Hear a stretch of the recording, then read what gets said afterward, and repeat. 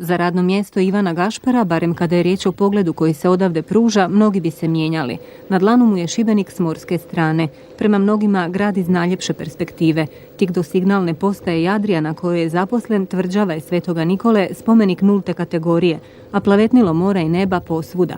U takvu ambijentu već 10 godina radi svoj posao. Dopušta većim brodovima prolazak kroz Šibenski kanal i uplovljavanje u Šibensku luku. Ne znaš kad ćete zvati, oni zovu ovi preko 50 BRT-a moraju nazvat kanal, jer ako on ne nazove kanal, onda je u prekršaju, uđe u kanal, onda je prekršaj. Dva velika broda ne mogu proći istodobno kroz uzak i krivudav kanal, pa su upravo jadrijski signalisti zaduženi da prate promet i signaliziraju je li kanal slobodan. Signalna postaja radi non stop, a Ivan Gašpar 8 sati na dan kao i njegovi kolege. Plovno područje Šibenik, Jadrija, dobar dan kapetane, ovdje je sve u redu. Slične riječi Ivan Gašpar ponavlja gotovo cijeli radni vijek. Počeo je u luci Ploče, ali kako je plaća bila mala, a obitelj postajala sve veća, zaposlio se u Plovputu. Prije Šibenika radio je na 2 otočkim svjetionicima koji nose imena svetaca, Andriji i Ivanu. Za razliku od nekad na posao dolazi automobilom, a dani na otočkim lanternama danas su samo uspomene. Na lanterni nemaš, tu moraš za cijeli mjesec dana pripremiti hranu. I tamo su bili šporeti na plin, tu si i kuvas na plin i frižideri na plin.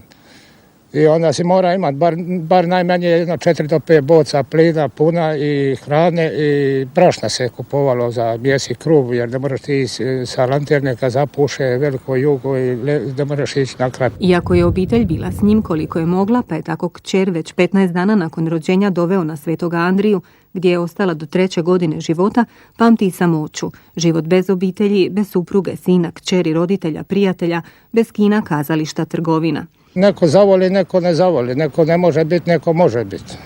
Sve ti zavisi od čovjeka koji je tu.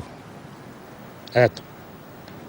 Ja sam ga zavolio, ja sam po moru, ja sam dosta i vitra prošao, i valova, i svega, i sa familijom, i od kolege, dicom, i sve te stvari. Rad na Šibenskoj Jadri ispunjava ga kao i svjetioničarski dani na Svetom Andriji i Svetom Ivanu.